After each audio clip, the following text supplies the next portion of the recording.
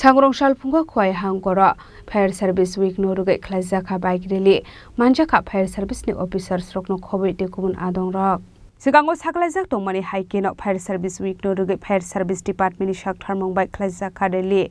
Asalo Telemura Koilan Purte, Kwai Fire Service ni Adong Rock Tanjake, Kwai Hangori Dal Bidala Haro, Klaika Rally.